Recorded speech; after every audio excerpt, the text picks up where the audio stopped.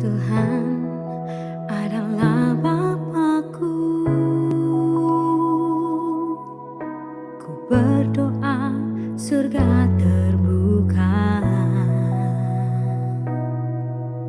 mujizatnya nyata, kuasanya tak pernah berubah, kasihnya selalu sempurna.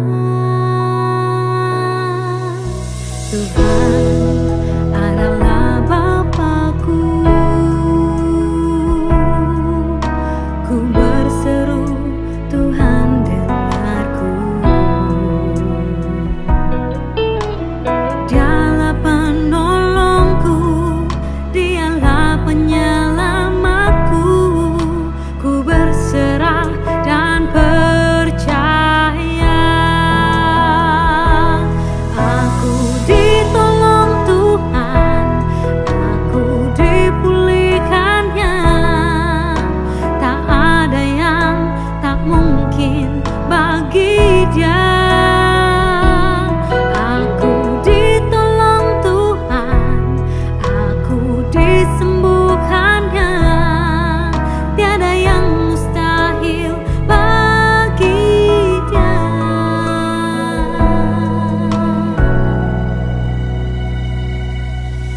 Tuhan adalah Bapakku. Ku berseru, Tuhan dengarku. Dialah penolongku, Dialah penyelamatku. Ku berserah dan percaya. Aku ditolong Tuhan, aku dipulihkannya. Tak ada yang tak mungkin bagi Dia. Aku ditolong Tuhan, aku disembuhkannya. Tiada yang mustahil bagi Dia. Saat aku berdoa dalam nama Yesus, kuasanya bekerja dalam nama Yesus. Aku disembuhkan, aku diberkati, aku terima mujizat dalam nama Yesus.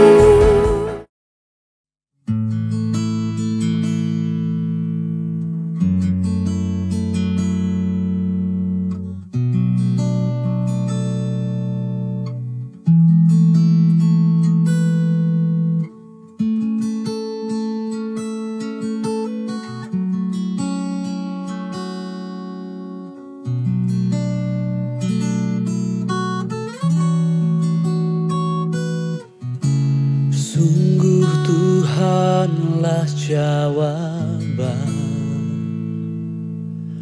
dan sumber kekuatan di saat tak berdaya.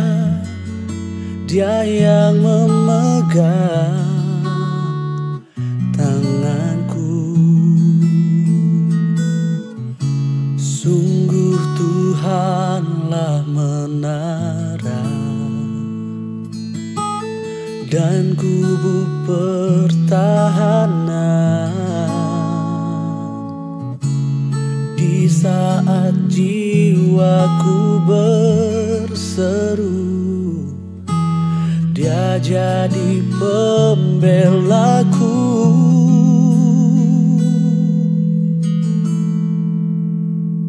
Tuhan ada dan melihat pergumulan yang ku hadapi. Tuhan takkan tinggal diam, ku tak dibiarkan sendiri.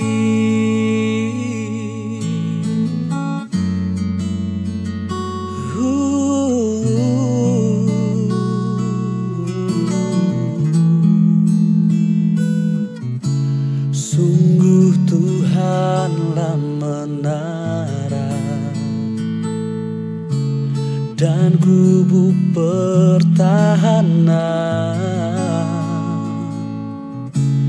Di saat jiwaku berseru, Dia jadi pembelaku.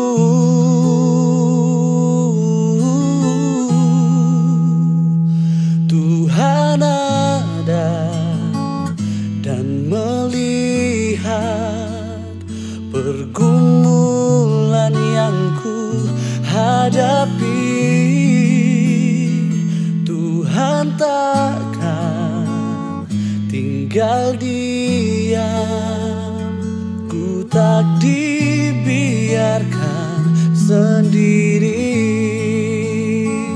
Tuhan ada dan melihat pergumulan yang ku hadapi. Tuhan takkan tinggal diam, ku tak dibiarkan sendiri. Oh, tak pernah sendiri.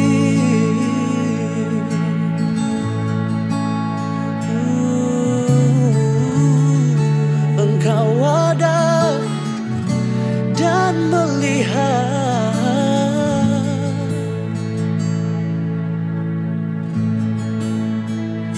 perlindungan, kekuatan ku temukan dalam-Mu.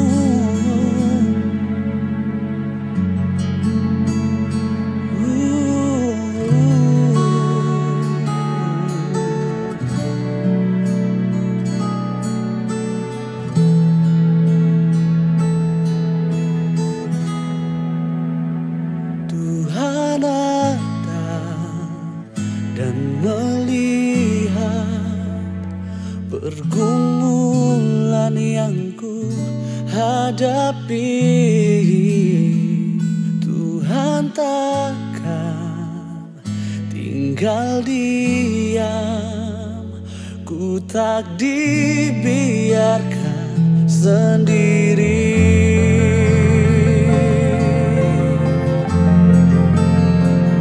Tuhan ada dan melihat pergumulan yang ku hadapi. Tuhan takkan tinggal diam, ku tak dibiarkan sendiri. Ku tak dibiarkan, tak dibiarkan, tak dibiarkan sendiri.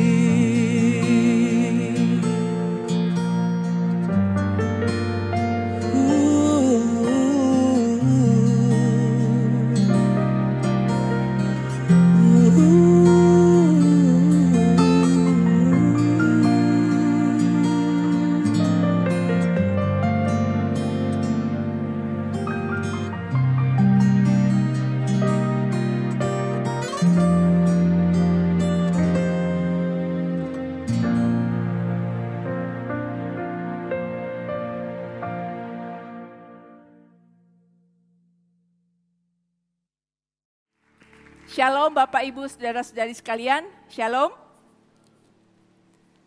Saya sangat bersuka cita bisa berada di tengah-tengah Bapak Ibu, bisa ketemu dengan Bapak Gembala, Pastor Michael dan Ibu yang luar biasa cinta Tuhan.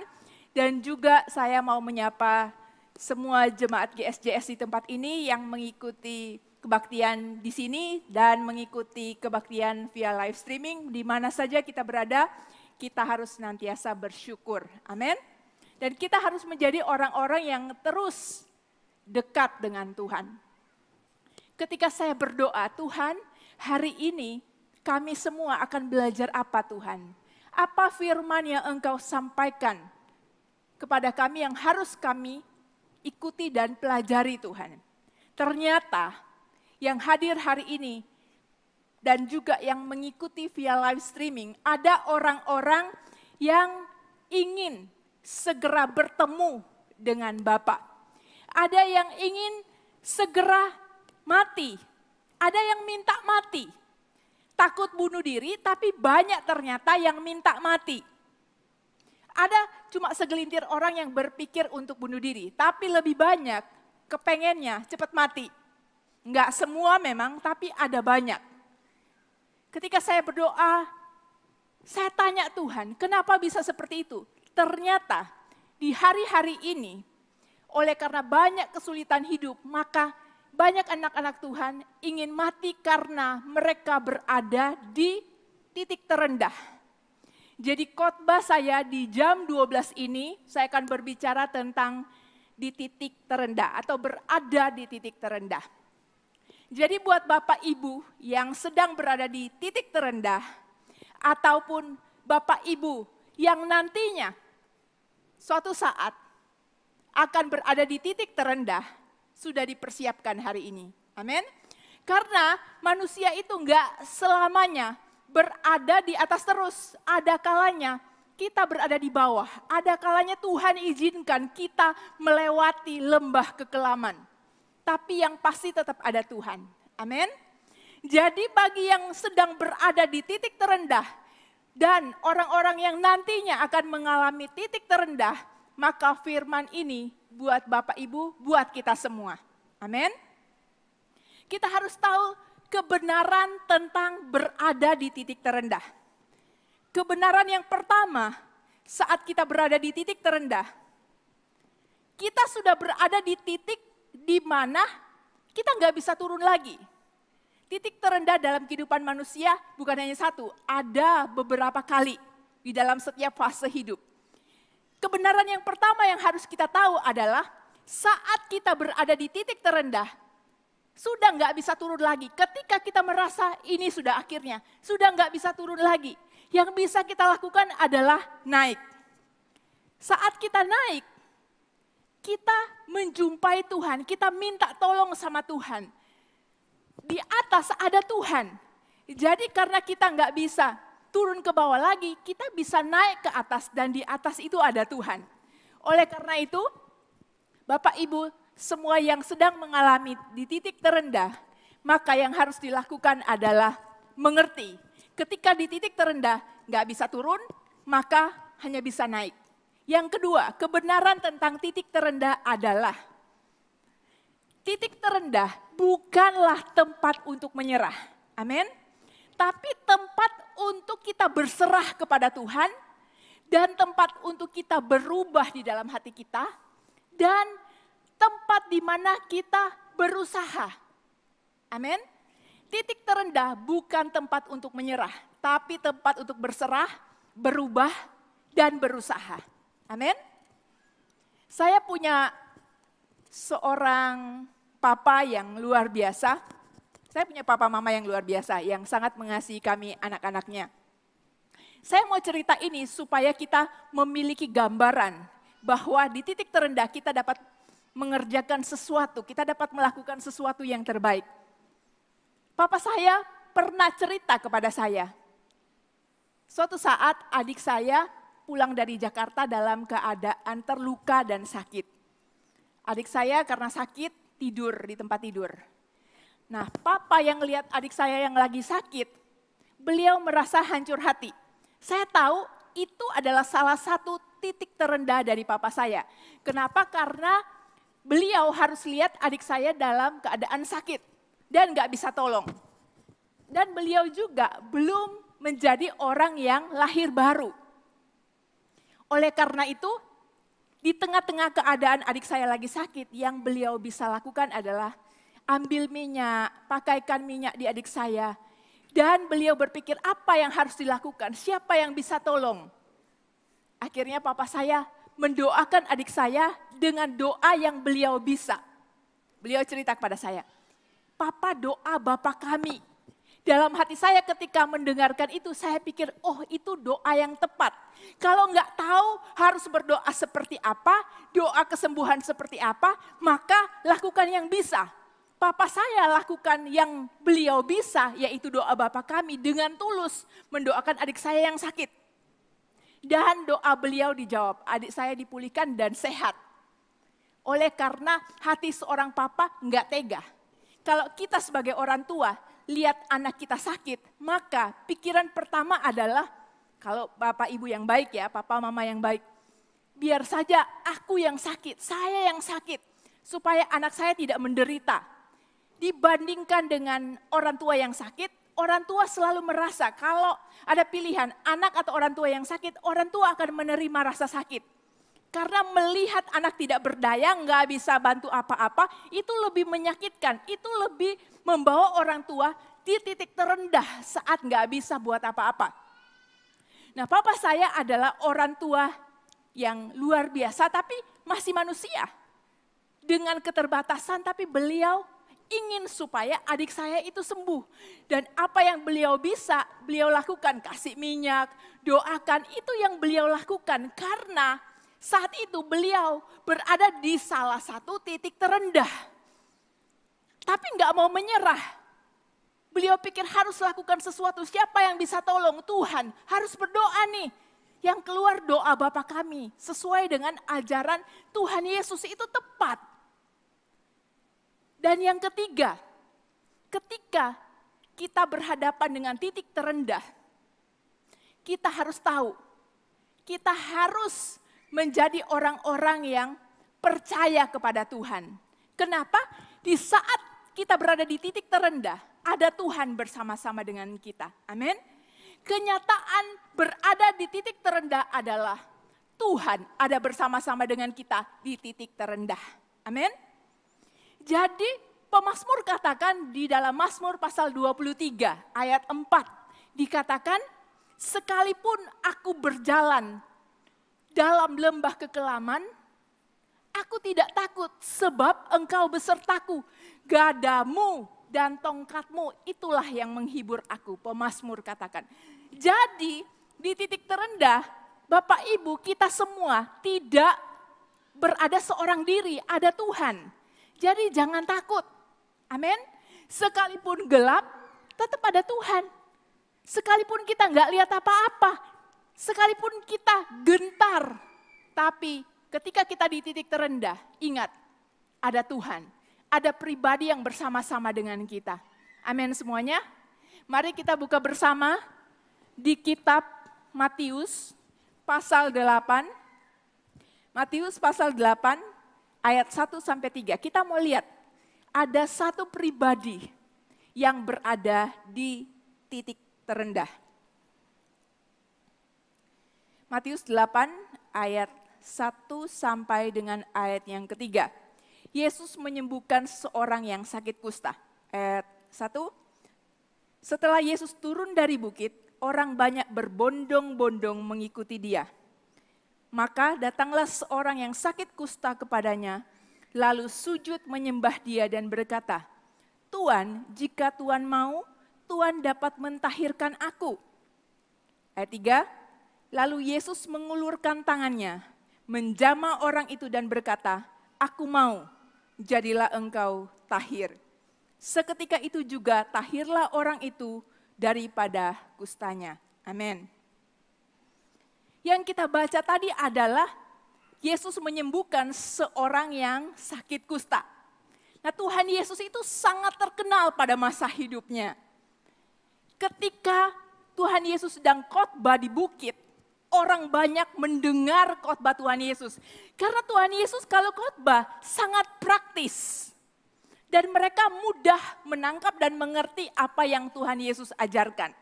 Diceritakan di dalam firman Tuhan ketika Yesus mengajar berkhotbah di bukit, orang banyak mendengar dia. Dan ketika mereka mendengar dia, mereka takjub karena Tuhan Yesus mengajar dengan penuh kuasa. Tidak seperti ahli-ahli Taurat mereka yang ngajar hanya teori, nggak mengerti, nggak dilakukan. Oleh karena itu ketika mereka mendengar Tuhan Yesus mengajar dengan gamblang, sebagai seorang yang penuh dengan kuasa, sebagai seorang yang berkuasa, mereka ikut Tuhan Yesus. Karena mereka mau mendengar pengajarannya, mereka mau menyaksikan kesembuhan, mereka mau mengalami mujizat lewat tangan Tuhan Yesus. Dan di situ dikatakan ada seorang kusta. Nah, di perikop yang lain diceritakan seorang kusta ini adalah seorang yang sudah penuh dengan kusta. Artinya dia pasti usianya sudah lanjut, sudah tua. Kalau dia penuh dengan kusta berarti kustanya itu lama. Jadi orang ini pasti sudah berada di titik terendah dalam jangka waktu yang lama. Jadi dia adalah contoh yang amat sangat cocok untuk kita di siang hari ini. Tentang seseorang yang berada di titik terendah. Nah, orang kusta ini apa yang dia alami sih? Yang pertama, dia mengalami tertolak. Bukan hanya sakit fisik, dia juga sakit psikis. Luka batin, dia terluka karena dihina. Kalau dia lagi jalan, orang-orang dari jauh langsung teriak, najis, najis, najis. Buat kasih tahu orang kusta itu supaya, jangan deket-deket. Dan juga kasih tahu sama teman-temannya, jangan deket-deket, dia najis. Orang kusta itu, mau dia raja kalau dia kena kusta atau rakyat jelata, sama aja. Harus dikucilkan, diasingkan, diisolasi, terpisah dari keluarga, terpisah dari masyarakat karena nggak ada obatnya. Jadi penderita kusta zaman itu, karena tabib semuanya nggak bisa sembuhkan dia, maka orang kusta di zaman itu pasti mengalami yang namanya titik terendah dalam hidup. Karena nggak ada yang bisa yang sembuhkan dia. Dia mengalami tertolak iya, luka batin iya, seluruh badannya penuh dengan kusta iya, orang jijik iya. Dikatakan bahkan ya, kalau di zaman dulu itu, kalau dia berjumpa dengan orang nggak sengaja, jaraknya harus 4 hasta, itu berarti kira-kira 180 cm apabila tidak ada angin. Kalau ada angin harus lebih jauh lagi. Jadi betapa dia dikucilkan, dijauhi, dan dia menderita pasti. Oleh karena begitu banyak luka yang ada di dalam dirinya, dia akhirnya tahu bahwa pengharapan dan kehidupan seolah-olah sudah nggak ada buat dia, sampai akhirnya dia mendengar tentang Tuhan Yesus yang mengajar penuh dengan kuasa, yang dapat melakukan mujizat. Jadi ketika berada di titik terendah, kita bisa belajar dari orang kusta itu. Apa yang harus kita lakukan ketika kita berada di titik yang terendah? Yang pertama, kita harus berseru dan datang kepada Yesus. Amin. Jadi yang pertama harus berseru dan datang kepada Yesus. Orang kusta itu, begitu dia lihat Tuhan Yesus, dia langsung datang kepada Tuhan Yesus. Bisa bayangkan, waktu dia datang, kumpulan orang banyak yang berbondong-bondong, apa yang mereka lakukan? Pasti marah, takut. Nanti kalau kesenggol gimana? Otomatis mereka akan kasih jalan. Dan orang kusta itu bisa jalan dan berada di depan Tuhan Yesus berlutut tersungkur. Karena semuanya nggak mau deket-deket. Tapi dia berseru dan datang kepada Tuhan Yesus. Kenapa dia berseru dan datang kepada Tuhan Yesus? Karena dia sedang berada di titik terendah. Dan dia tahu yang kedua yang harus dia lakukan adalah percaya kepada Tuhan Yesus. Amin. Jadi berseru dan datang kepada Tuhan Yesus. Dan yang kedua percaya kepada Tuhan Yesus. Tahu dari mana dia percaya? Kalau dia datang pasti semua orang marah. Karena dia najis, pasti dia sudah dikutuk, dicemooh, ngapain kamu dekat-dekat orang yang sehat. Kalau ada satu orang terkena virus yang berbahaya, dia ada di tengah-tengah orang banyak dan semua orang itu bisa lihat bahwa orang itu terkena virus dan penyakit yang menjangkitkan, maka semua akan menjauh. Banyak orang yang akan marah, tidak akan kompromi. Dan mereka pasti berteriak-teriak marah. Ngapain kamu di sini? Kamu orang kusta, najis, pergi. Jadi dia mengalami perasaan yang dilukai berkali-kali. Fisik terluka, psikis terluka. Hati terluka, mental terluka. Dia benar-benar berada di bawah. Mau kemana lagi udah di bawah, tinggal tunggu mati. Dan ketika itu terjadi dia percaya kepada Tuhan. Kenapa kita tahu dia percaya kepada Tuhan? Karena dia berani datang menentang banyak orang untuk datang kepada Tuhan Yesus. Karena dia tahu sudah nggak ada jalan lagi. Kalau di bawah sudah nggak ada jalan lagi, nggak bisa ke bawah, aku harus ke atas. Dan dia ke atas.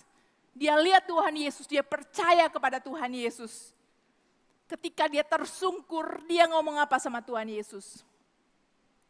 Tuhan, Tuhan, jika Tuhan mau, Tuhan dapat mentahirkan aku.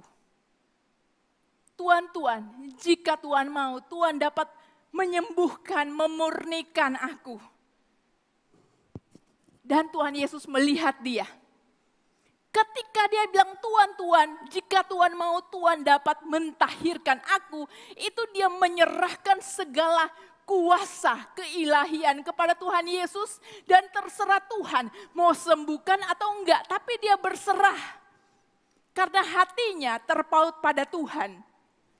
Dan dia enggak paksa Tuhan. Tuhan pokoknya, Tuhan harus sembuhkan aku.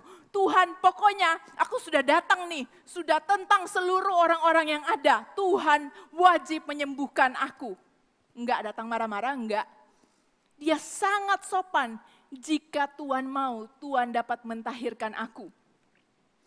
Yang ketiga, apabila Bapak Ibu berada di titik terendah, maka yang harus dilakukan adalah memiliki sikap hati yang berbeda. Amin. Dan punya mentalitas yang berbeda.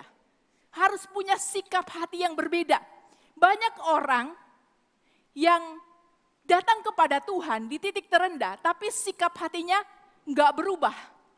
Dia punya sikap hati yang datang pada Tuhan dan bilang, Tuhan, aku terluka. Tuhan, aku dikutuk. Tuhan, aku ditolak. Tuhan, aku sangat menderita. Dan banyak orang punya mentalitas yang tidak berubah. Dia pakai mentalitas korban. Aku korbannya. Dia pakai mentalitas mengasihani diri sendiri. Aku ini loh diperlakukan tidak adil. Aku loh dilukai. Aku loh sekian lama disiksa luka batin. Aku mengalami semuanya yang buruk. Dia nggak bilang gitu tuh sama Tuhan.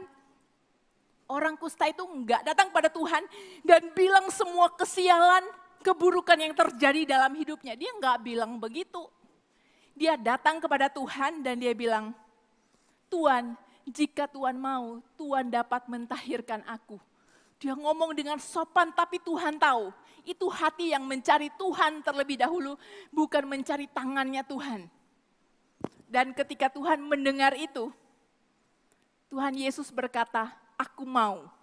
Dijamah orang itu dan Tuhan Yesus berkata, aku mau, jadilah engkau tahir. Waktu Tuhan Yesus katakan, aku mau, jadilah engkau tahir. Itu berarti yang keempat, ketika berada di titik terendah, maka kita harus membiarkan diri kita ditolong oleh Tuhan. Amin. Banyak orang berada di titik terendah, sudah teriak, sudah datang pada Tuhan, mau ditolong gak mau. Punya syarat-syarat tertentu, gak mau taat, gak mau berespon ketika Tuhan suruh apa. Tapi Tuhan mau kita kerjasama ketika kita datang kepada Tuhan, kita membiarkan, memberikan diri kita ditolong oleh Tuhan. Amin. Saya membayangkan ketika orang ini bilang, Tuhan jika Tuhan mau, bukankah kita anak-anaknya yang mengenal dia, kita boleh panggil dia ya Aba ya Bapa. Amin.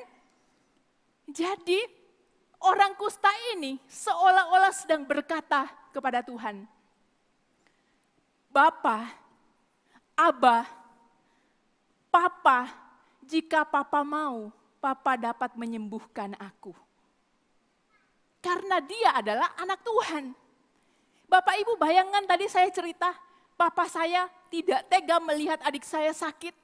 Beliau yang hanya manusia biasa mengasihi anaknya. Apalagi Tuhan. Apakah kita nggak bisa bilang sama Tuhan, Papa, jika Papa mau, Papa dapat menyembuhkan aku. Untuk Bapak Ibu yang sedang sakit, apakah nggak bisa bilang sama Tuhan ketika Bapak Ibu berada di titik terendah, Papa, jika Papa mau, Papa dapat menyembuhkan aku.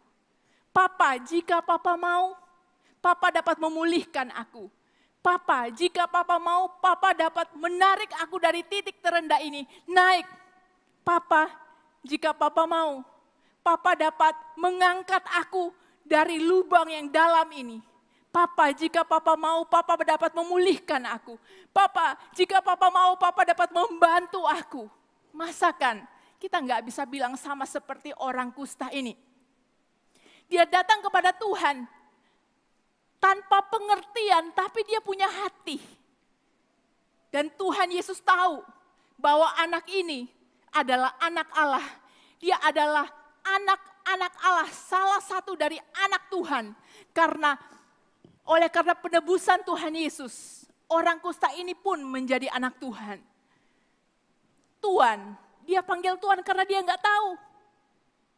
Kedengaran di telinga Tuhan Yesus, Papa, jika Papa mau, Papa dapat menyembuhkan aku. Saya percaya ketika adik saya yang terbaring di tempat tidur, melihat Papa saya, kalau dia bilang, Papa kalau Papa boleh sembuhkan aku. Doakan aku, Papa saya akan dengan amat sangat senang melakukannya. Bahkan tanpa diminta pun orang tua yang tahu dan mengasihi anaknya akan berikan semuanya kepada anaknya. Beri yang terbaik. Apalagi Tuhan, begitu kita lihat, Tuhan lihat kita.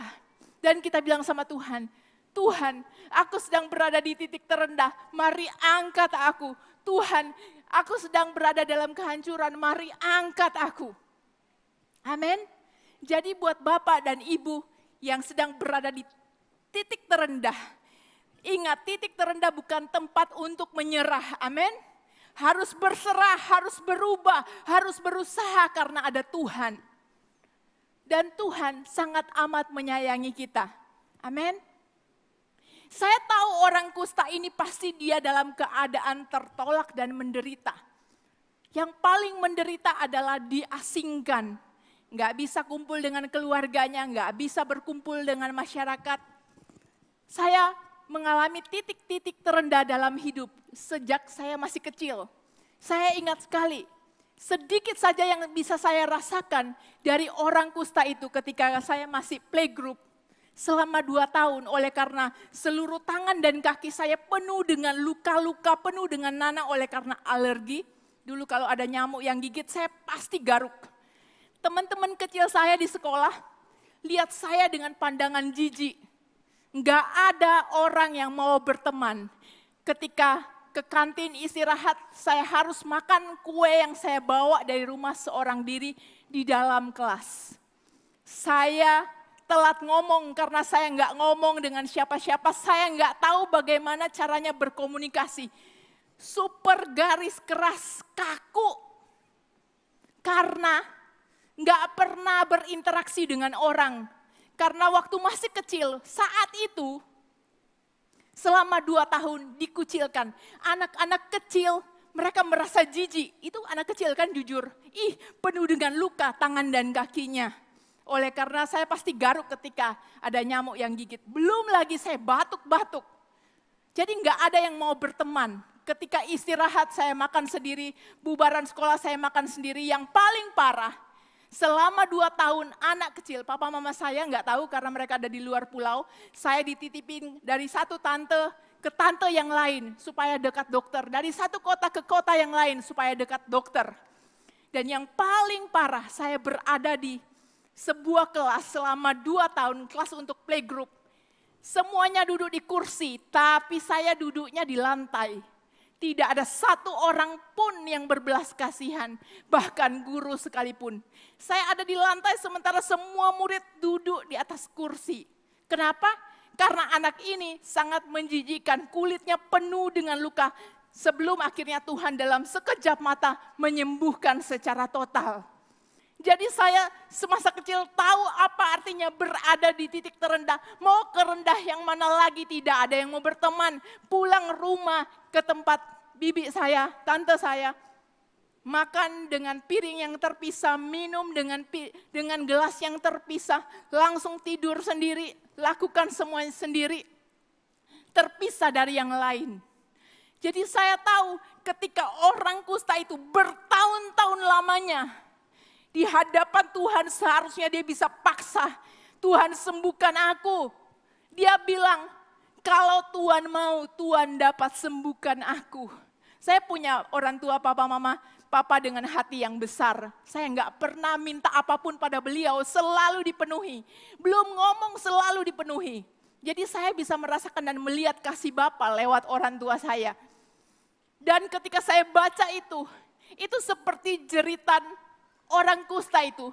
Dan berkata, Papa, jika Papa mau, Papa bisa sembuhkan aku.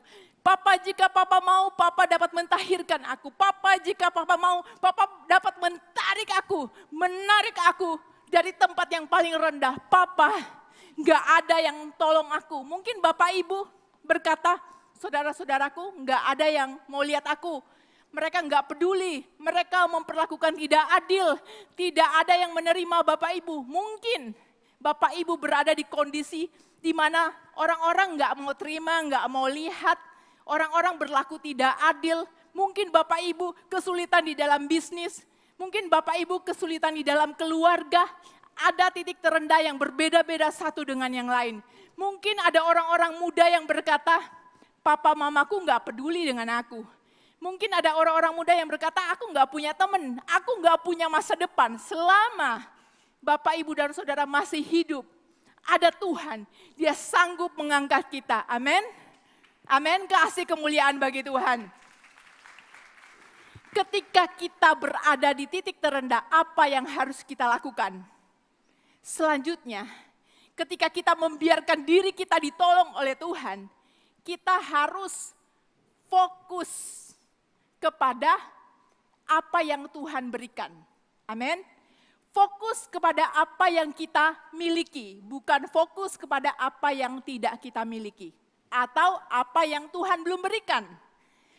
Orang kusta itu ketika dia lihat kepada Tuhan Yesus dan dia berkata, Tuhan, Tuhan, jika Tuhan mau, Tuhan dapat menyembuhkan aku. Tuhan Yesus langsung pegang dia, jamah dia. Waktu jamah, tiba-tiba hatinya disembuhkan oleh Tuhan. Karena bahkan Tuhan Yesus bisa dengan satu kata orang itu sembuh. Tapi Tuhan Yesus nggak lakukan itu. Dijamah dulu. Waktu jamah, hatinya yang sembuh duluan. Psikisnya yang sembuh duluan. Rohaninya yang sembuh duluan. Waktu Tuhan sentuh dia, jamah dia, dia sembuh dan kemudian Tuhan Yesus katakan, aku mau, jadilah engkau tahir. Dan dia disembuhkan. Ketika dia disembuhkan, dia fokus kepada anugerah Tuhan. Dia fokus kepada kesembuhan yang dia terima. Amin.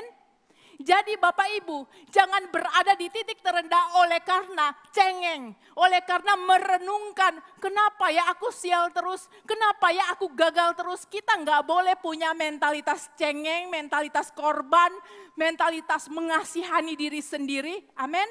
Orang lain juga harus berhadapan dengan titik terendahnya sendiri. Setiap orang punya peperangan sendiri-sendiri.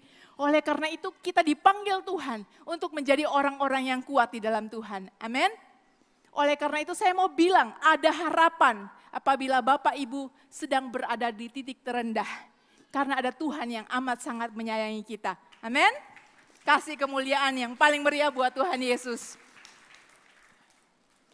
Berikutnya kita lihat di dalam kitab Mazmur pasal 23, saya ingin kita semua baca bersama-sama. Mazmur pasal 23, ayat 1 sampai dengan ayatnya yang ke-6. Kita baca sama-sama, ini ayat yang sangat terkenal, tapi saya mau ingatkan bahwa Tuhan Yesus baik bagi kita semua. Mazmur pasal 23 ayat 1 sampai dengan ayatnya yang ke-6. Kita baca sama-sama. 1, 2, 3.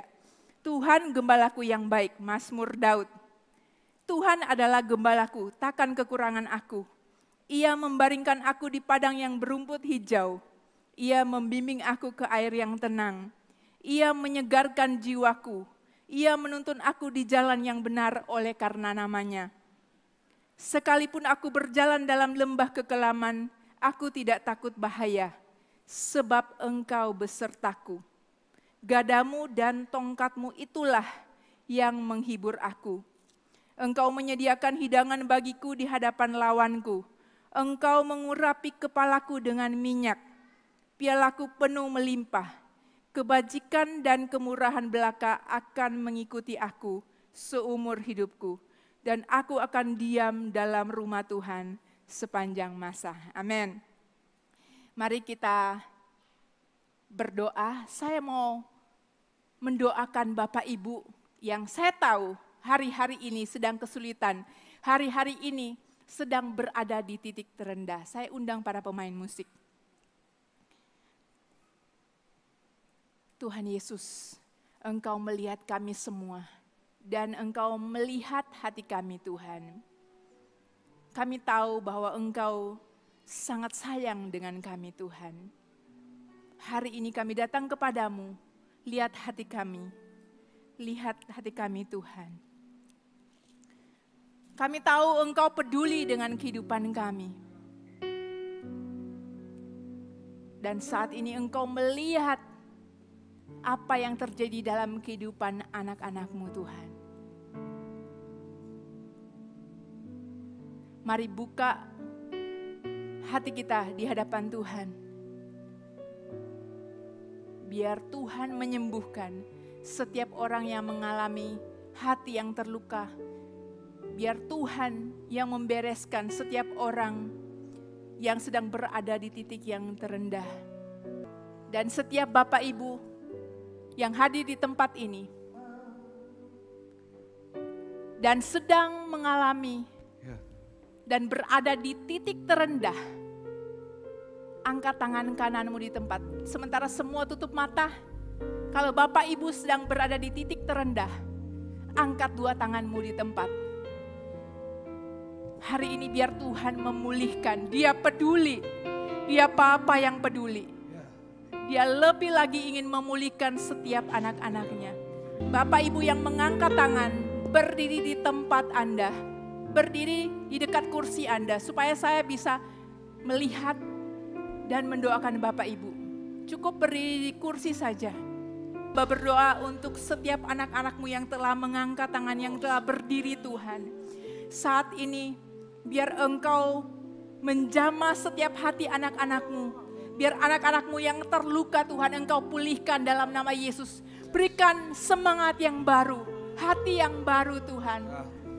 Tuhan Engkau sangat peduli dengan apa yang dialami anak-anak-Mu Tuhan. Kalau anak-anak-Mu sudah tidak bisa ke bawah lagi Tuhan, maka Engkau yang ada di atas, Engkau menarik anak-anak-Mu Tuhan. Engkau memegang tangan kanan anak-anak-Mu di dalam nama Yesus. Berikan semangat yang baru, hati yang baru di dalam nama Yesus. Kalau orang kusta yang kami baca tadi Engkau sembuhkan Tuhan, Engkau pulihkan. Maka pulihkan setiap anak-anak-Mu di tempat ini Tuhan, di dalam nama Tuhan Yesus. Berikan kekuatan untuk melewati semua titik terendah di dalam kehidupan anak-anak-Mu di dalam nama Tuhan Yesus. Di dalam nama Tuhan Yesus, berikan keberanian, berikan kekuatan Tuhan. Untuk terus mengasihi-Mu, untuk terus kuat. Dan hanya berseru kepadamu, Engkau berharga kata Tuhan. Anak muda Engkau berharga kata Tuhan. Tidak peduli apa kata orang tentang Engkau, Engkau berharga kata Tuhan. Sekalipun ayahmu dan ibumu meninggalkan Engkau, tidak menggubris Engkau, maka sekali-kali pun Tuhan tidak. Tuhan menyambut Engkau, Tuhan menyayangi Engkau. Sekalipun bapak dan ibu tidak digubris, diacuhkan oleh orang-orang terdekat, nggak ada yang mau percaya, nggak ada yang mau terima, nggak ada yang mau dengar, seolah-olah dunia meninggalkan bapak ibu. Ada Tuhan, ada Tuhan. Engkau dapat datang kepada Tuhan dan berkata, orang-orang di sekitarku telah menolak aku, orang-orang di sekitar aku telah membuang aku. Mereka melukai aku, Tapi Tuhan, Engkau memulihkan aku di dalam nama Yesus. Tuhan, hamba berdoa, kiranya Engkau memulihkan setiap hati anak-anak-Mu. Jadikan anak-anak-Mu memiliki hati yang baru, sembuh secara psikis dalam nama Yesus. Sembuh secara tubuh dalam nama Yesus. Dan sembuh secara rohani di dalam nama Yesus. Terima kasih Tuhan, terima kasih Tuhan. Semuanya turunkan tangan dan duduk. Taruh dua tangan, semuanya taruh kedua tangan di dadamu. Jemaat Tuhan, lihat saya mau beritahu ini. Kalau Bapak Ibu mengalami hal-hal buruk di dalam kehidupan, bahkan tidak dianggap oleh orang. Ingat tadi pesan saya yang terakhir, fokus pada apa yang Tuhan berikan. Amin. Fokus pada apa yang Tuhan percayakan. Saya beritahu satu rahasia. Ketika Bapak Ibu bukan fokus pada diri sendiri, tapi apa yang Tuhan percayakan pada Bapak Ibu, engkau akan tampil, engkau akan menjadi kuat dan mengangkat banyak orang. Amin. Amin. Titik terendahmu akan membawamu mengangkat banyak orang di titik terendah untuk mengenal Tuhan Yesus. Amin. Jadi jangan berhenti di tempat ini. Keluar dari pintu itu harus semangat semua. Amin. Fokus pada apa yang Tuhan anugerahkan, yang Tuhan percayakan. Bapak, Ibu, Saudara pasti bisa. Yang di rumah juga pasti bisa. Karena kita dipanggil, diciptakan di dalam dunia ini dengan sebuah tujuan. Bukan hanya untuk diri sendiri, tapi juga untuk memuliakan nama Tuhan. Oleh karena itu, jangan biarkan diri Bapak Ibu ditentukan oleh situasi dan diberi judul oleh orang lain. Identitasmu adalah dari Tuhan. Amin. Jadi keluar dari pintu ini, semuanya harus tahu bahwa Tuhan punya rencana bagi Bapak Ibu. Kasih kemuliaan bagi Tuhan. Kita semua percaya saudara, Tuhan kita adalah bukan Tuhan yang berubah. Amin saudara. Tuhan kita adalah Alfa dan Omega. Mujizat Tuhan nyata. Amin saudara. Berikan sorak-sorai bagi Tuhan. Amin. Sebelum dunia ini ada, kuasa-Mu telah terbentang. Sepanjang sejarah manusia, tak ada yang sanggup menyangkali Kau Alfa Omega. Tuhanku luar biasa, perbuatan-Mu heran, dulu sekarang selamanya. Lakukanlah lagi keajaiban dalam nama-Mu Tuhan. Nyatakanlah lagi kemuliaan-Mu atas hidupku. Hidupku penuh mujizat.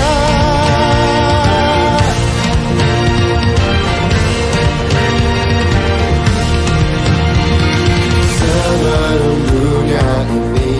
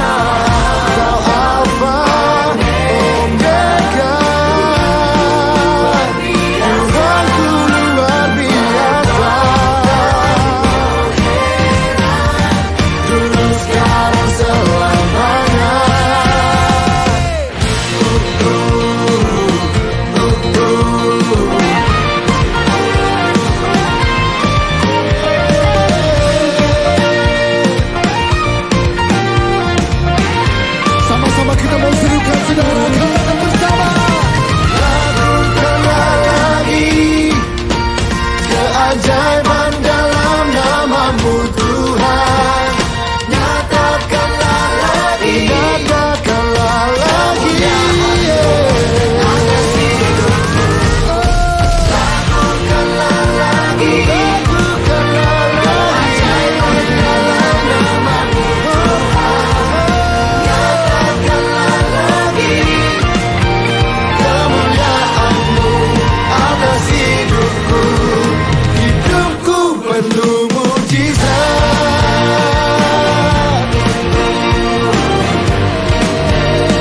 Hidupku penuh mujizat. Kita mau katakan sekali lagi dengan iman. Say, hidupku penuh mujizat.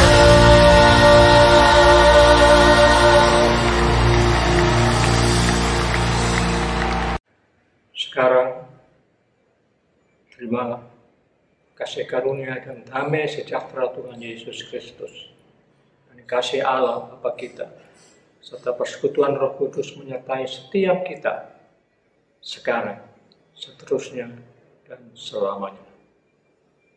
Amin.